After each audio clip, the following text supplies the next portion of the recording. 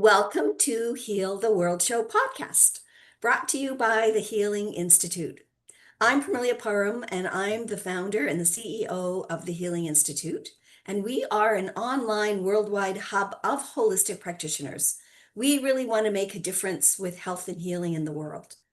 And so the reason that I started this is because holistic health and holistic healing has been around for many, many years. I've personally used it for well over 30 years, so I know that it works. And we really want the Healing Institute to be that bridge, the bridge between the allopathic, what we've been used to and grown up with for the last 50 years, and the medical model that really is not working anymore. But we want to be the bridge between it and holistic. And we want to be able to showcase the holistic ways that you can be well and stay well on your health journey, because let's face it, we are all on a health journey. The holistic practitioners that we have are amazing. They all get to the root cause of what's going on. And we're a little bit different as a directory because we are a community. We're not just a directory of a list of holistic practitioners. We actually are a community. So when you come to see us, you actually get all of us. You might choose one of us to start with, but then we can also refer you to the other practitioners.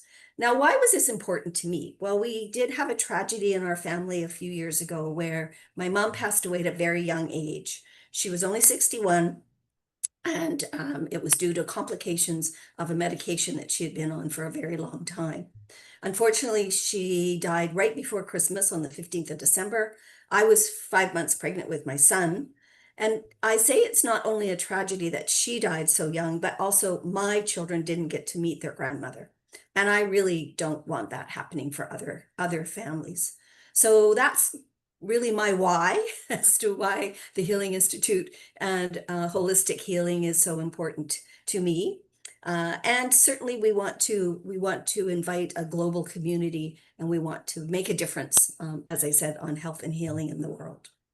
So the podcast we have every Friday, and I love to invite holistic practitioners to come and chat.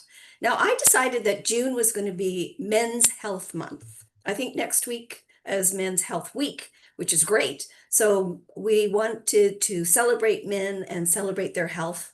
And I'm so delighted to have Mark Carolyn with Mark Carolyn Coaching as my guest co-host today. Mark and I have known each other for a while, and he comes all the way from Ireland, so he's got that lovely Irish accent. So Mark, welcome. So happy to have you here today. Lovely to be here, and I think it's fantastic, Parmelia, that you're using your platform to talk about men's health. That's really, really vital and really important. Well, it is important. It's just as important as women's health. And I did this last year, and you were one of my guest co-hosts last year, and it was so successful. I was like, well, I'm just going to duplicate that and do it again. So yes, I'm really, really so delighted to have you on. And I've been doing this for nearly 2 years. Hmm. Today is our 95th podcast. Oh wow. Oh wow. Congratulations. Yes.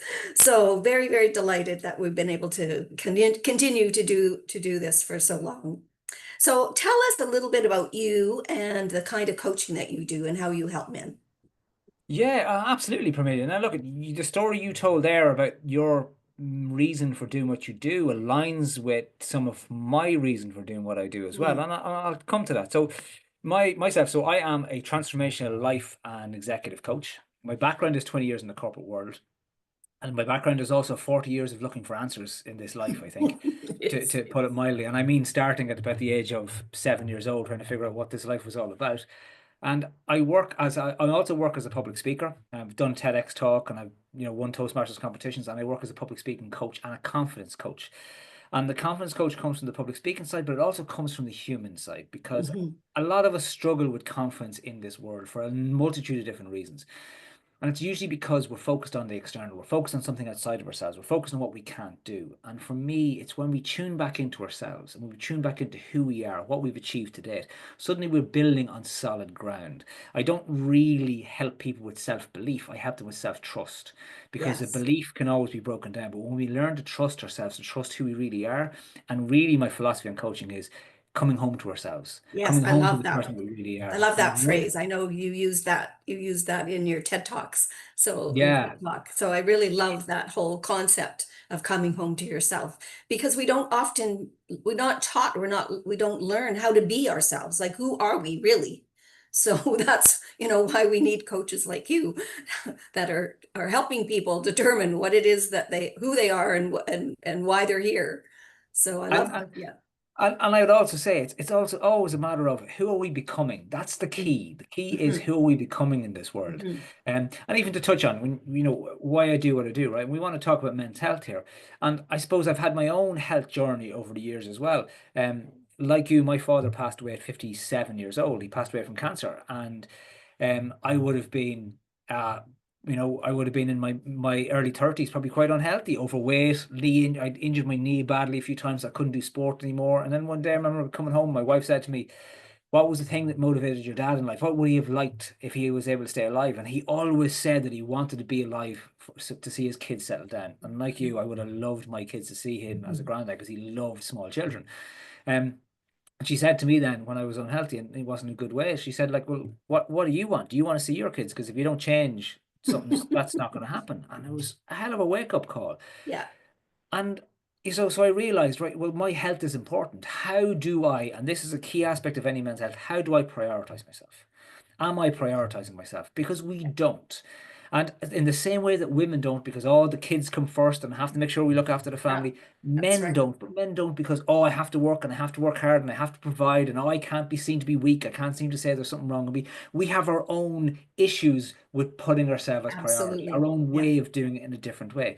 And to your point there, right, when I said at the start about it's great to see you talking about men's health, I was asked to give a talk for men about 2 years ago by a company local to me. And they reached out to me because they said, oh, look, we're doing all this different stuff for women and we realized it was International Men's Day and we're not doing anything at all.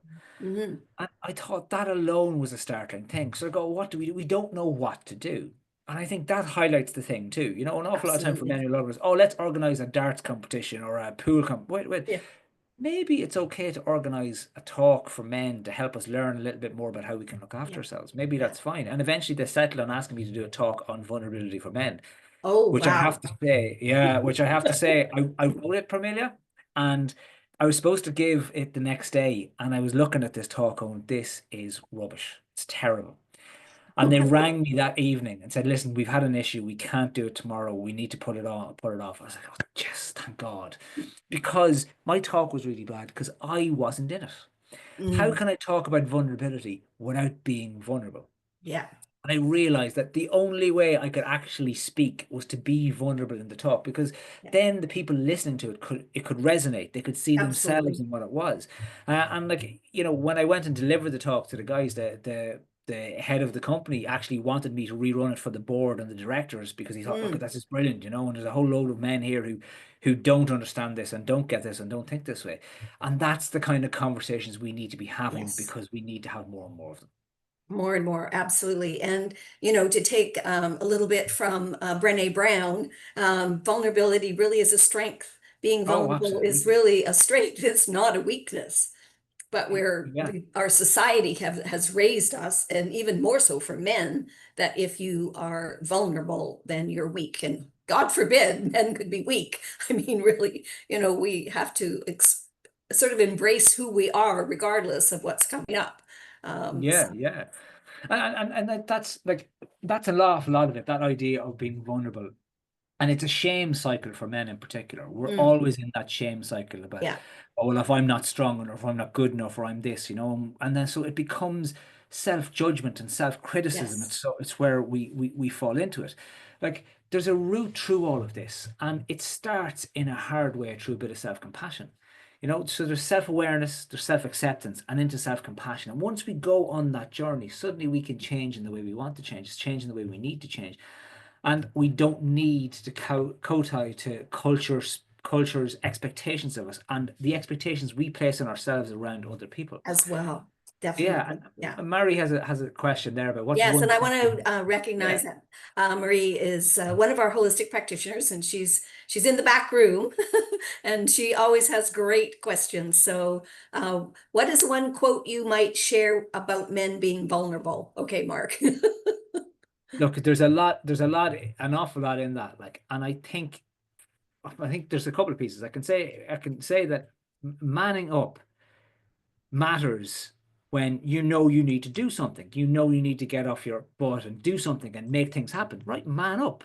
Manning up is absolutely lethal and dangerous if you're struggling, you're in a bad way, you Mhm. need help. Manning up is not going to, the manning up in that space is putting your hand up. And Yeah. maybe that's what manning up needs to become because a real man can put their hand up and say, "Do you know what, I need a bit of help." And I think from a quote perspective, it's okay to be you where you are. That's Mhm. okay because you Mhm. do not need to be you for anyone else. You need to be you for yourself first. And once you can be you for yourself, then you can build on that space. Yeah. And then you can be you for your family and for your colleagues and for your clients. But being you and being accepted, and understanding that and having the compassion. I'm glad you raised that, Mm. because really having compassion for ourselves is so key. So, Yeah.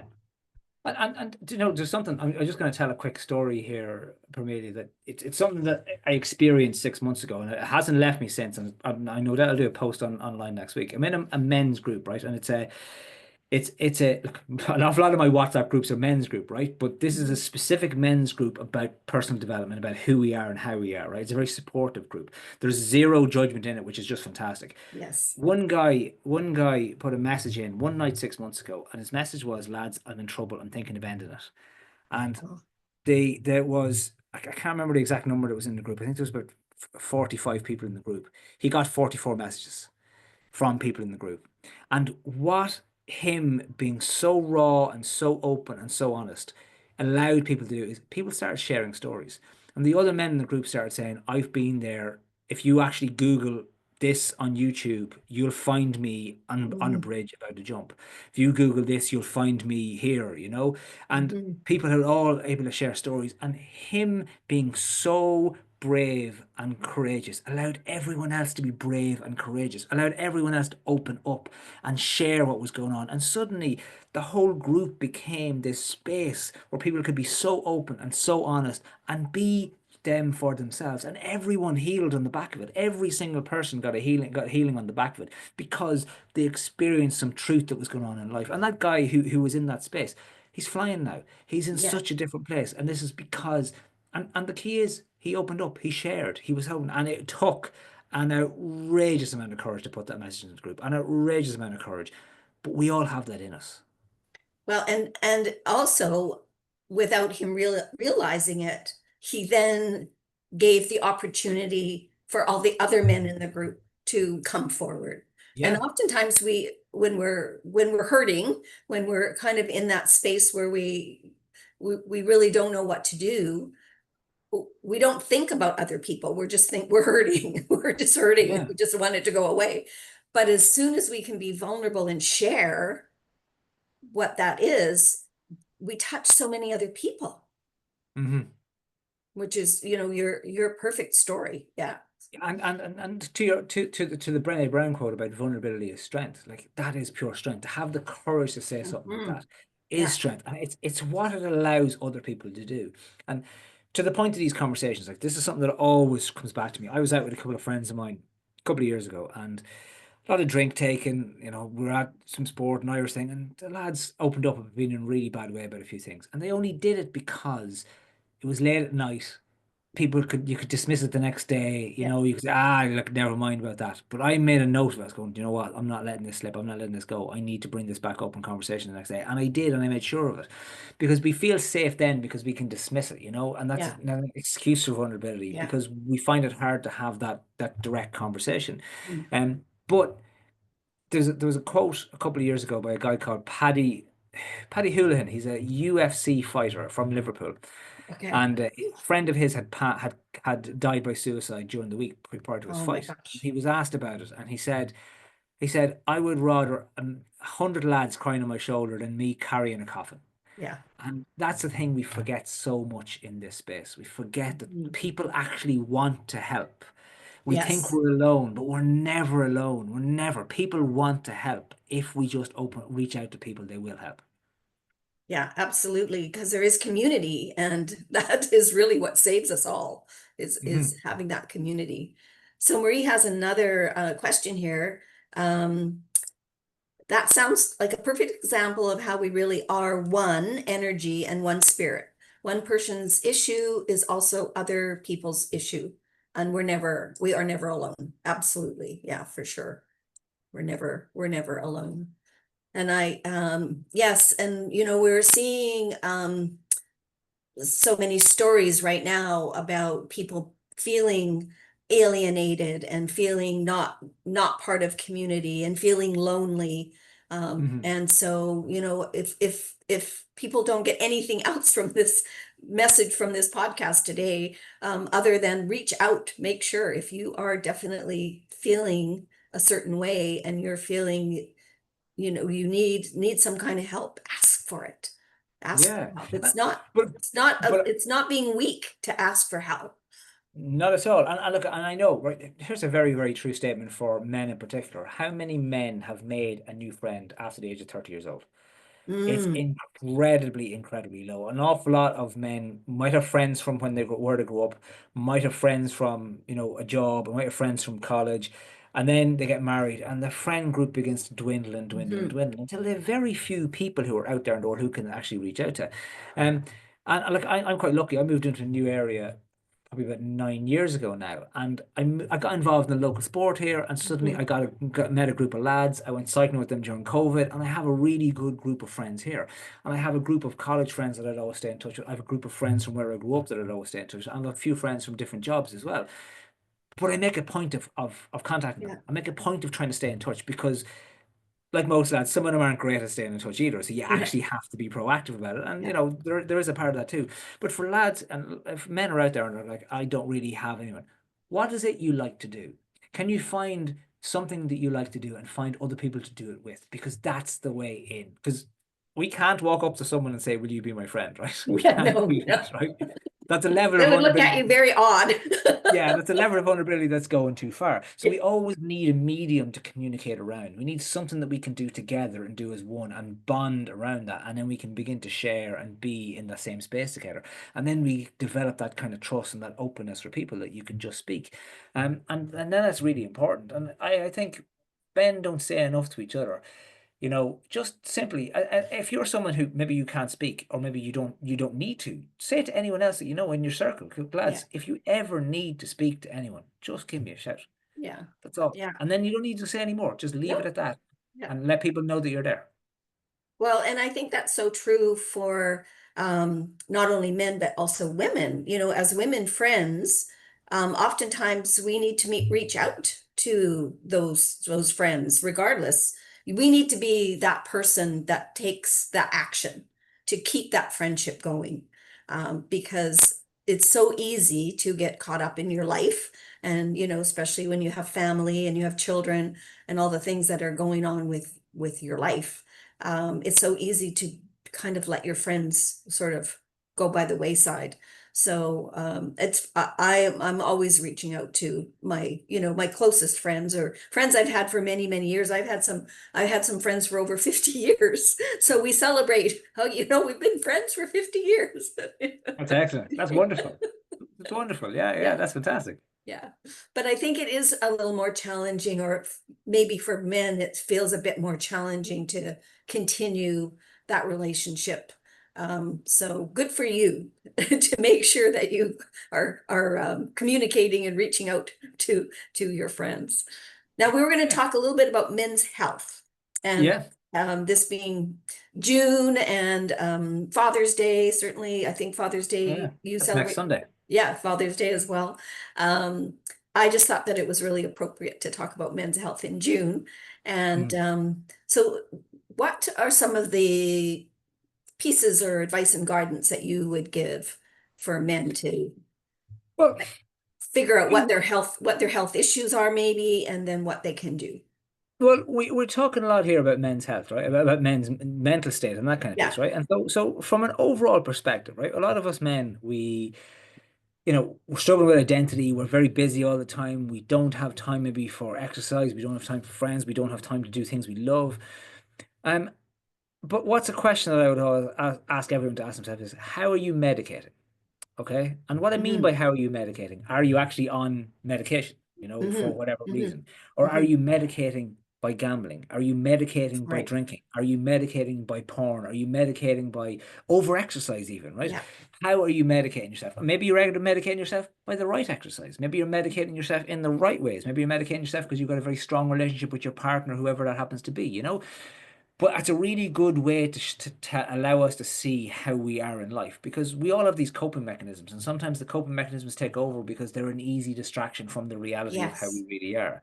Um, Yeah. and I think that's a good starting question. And something else that I often look at is there's kind of four pillars of men's health, I would say, Amelia. And this is the kind of thing I would work with a lot of men on and do talks and groups. Oh, good. I'm glad you're touching on this because that was my next question. When you have a client, how can, what are their results or how can they work with you? So, and we will be Yo, putting look, that in the show notes, how to get in touch with you. So yeah. perfect. Look, we can come to that too. But like this is for anybody listening, who has any men, right? And women can follow this too. But I kind of consider it as the four pillars of men's health. You have the physical, the mental, the connection, and the purpose. So the physical is your energy, your sleep, your movement, your nutrition, right? Do you have energy? Are you tired all the time? Are you sleeping well? Movement, are you getting this body needs to move? Is it moving? Yes. How is your nutrition? How are you fueling this body? Okay. That's your physical. That's very, very important. Then your mental. How are you dealing with stress? Do you have a lot of stress in your life? Like that medicating thing I was talking about Right. earlier. Are you Hmm. doing that to deal with your stress? Clarity on what's going on in your life. How are you resilient? Do you have balance? And I don't mean balance as you're getting every single thing that has to be done. I mean balance as in there's a work-life balance, there's prioritization when you need it around the different things. And then from a connection perspective, friends, family, community, support, where is that in your life? Yeah. So And then, important. and arguably one of the most important things is your purpose. Your why. What is your why for what you do? What gives you meaning in this life? What are your goals? What are your growth? What are you trying to become, or who are you trying to become? And I think especially men, around my age, men come into their 40s. We often hear about midlife crisis and stuff like that. And I think the terminology and how it's spoken about is dangerous. Hmm. It's not a crisis, okay? It's a No. crisis because we make it a crisis. It's actually a chrysalis. It's a chance to change again because your life has Yeah. changed. Who you were 20 years ago when you set down intentions and goals and whatever they were, and suddenly you might have achieved a lot of them, but you've changed as a person. So Hmm. what is it you want now? And it's not about, okay, and maybe it works for some people. It's not about suddenly finding a new partner and having a brand new family and starting again, right? You're repeating what you've already done. Is that Yes. what you want, right? That's not the way to go. It's about what do you want now? Who do you want to become from this Yes. point? How do I change in this space? And that then allows us to see our life differently, to change our perspective on things and become a better version of ourselves. Yes, most definitely. Yes. And I think we can all ask that question. I know when I turned 50, which was a few years ago, it was kind of like, oh, there's certain things that I don't really like to do. So I'm not doing them anymore. And I was going through, some transition at the time as well, leaving a corporate job, starting to become an entrepreneur. So there was I did look at it more like a chrysalis rather than a crisis. And I think that's a great way to describe what it is because we can become a better version of who we are or a different version. You've Yeah. been you have a history of being in a corporate job for a very long time and then switching over to being an entrepreneur. And I think a lot of us, I know Marie also was in the corporate world for a very long time in IT, did a lot of IT work. And now, she's doing these amazing helping women who are in that uh, wanting to change, that women who actually got burned out and want from the corporate world and want to change. And also she's an amazing conscious breathing facilitator. So, Mm. the combination of those. So I think it's just really imperative for us to look at just how important, where are we at? And we haven't, I don't believe in this, we haven't been raised to do that reflection. I mean, certainly, Yeah. and I say this because so many people I talk to, we're having the same experience that we are now. And I actually refer to us as pioneers. We're actually in a pioneer phase of creating something different for ourselves, not just individually, but society as well. Yeah, yeah, I can see there's a lot of truth to that. And I know there's a lot of people trying to switch and get out of the corporate world and trying to find, something different or something outside of that, right? And I think meaning and purpose is an interesting thing. We sometimes put ourselves down and belittle ourselves, going, "Oh, my meaning isn't so big. My purpose isn't this huge, grandiose thing that we think we should have." Your purpose can be simply providing for your kids in the best way Mhm, possible. mhm. Your purpose does not have to be this grandiose thing. It has to be something that makes aligns with who you are as a person. And a lot of us, our values are we're divorcing our values, and that's how I would often describe that midlife. The crisis part of it is because suddenly we're traveling this road for a long time, and our values are suddenly over here, and yet we are going down this way, and they can't meet. So, Yes, so if we try and pull our values over here to where our life is, it's not going to happen because it's incongruent with it. right. Whereas we have to travel to this side to meet our Yeah. values a little bit more and find ourselves more settled into this world. And when we do that, we feel at much more at ease in this world. But look, that's big, Parmelia, right? But if we want to start small, and I think that's the important thing. So there's people listening, and they know, okay, I know I'm not healthy. I know I'm not where I need to be. I know physically I'm with a few challenges. We don't need to start by becoming what's his name, Goggins, and running, a You're right. marathon a day or Right. whatever it is. Like that's him. Where are we? Start at this first Yeah. step. Go What's for a the walk first around the thing you do? block if What's the that's, first thing you you do? can fit that Commit. into your life. But commit to a walk. Tell Yeah. someone that I'm going to walk every single day for at least 10 minutes. Tell someone.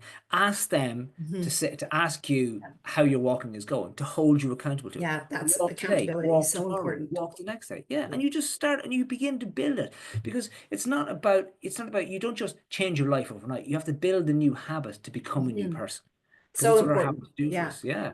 Yeah, And I it's love it's that. Build a new habit. That is so true because we get into all of these kinds of habits. Some of them are good, some of them are not.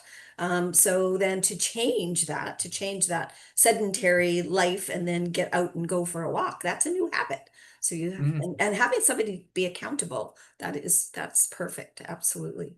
So let's talk a little bit about how to connect with you. I've got your LinkedIn profile in the chat and also your website, markcarolyncoaching.com.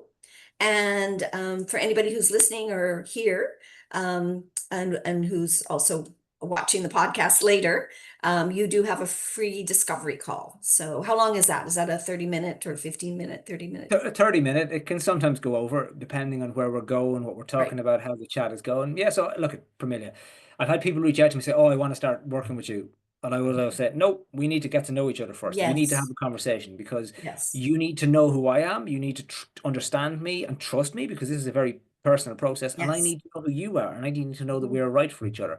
So I always have a discovery call with people to really understand what's going on for them, where they are in life, what is it they want to get to, what's the real things that are the challenge, and so we know where to start. Now we might be working on stuff that's underneath that, but we know where to start. And Yes. So important.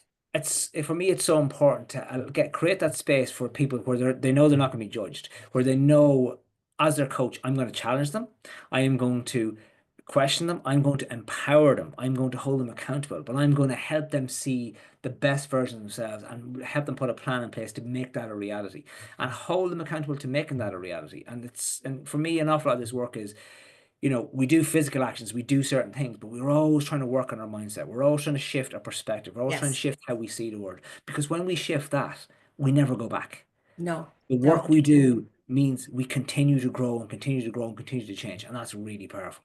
Well, I'm just delighted that that you were able to be my guest co-host today. And I always like to say that, we are a community of health practitioners. We very much like you, we all have all the practitioners on the website have have a 30-minute complimentary consultation because we need to get to know who the clients are. And I think I mentioned earlier, but we are a community. So you might choose Marie with her breathing technique, or the work I do with body code, or we have other people who do Reiki work. We have an amazing young woman from South Africa who is a boundaries coach. And Oh, so you might start working with one of us, but we as a community would then refer you to the rest of us if, we thought that that was appropriate. So that's how we are a little different from other wellness directories, because we all get to know each other, and we make sure that when clients are coming to the website that we in fact are going to be looking after you completely. Our motto is service with love, and we have a big ask. We would like you to let people know about us, and let your friends and your families and your colleagues know about the Healing Institute and about all the amazing practitioners that we have here.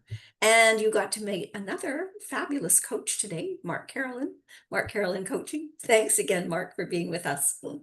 thank you, Pamelia. My pleasure.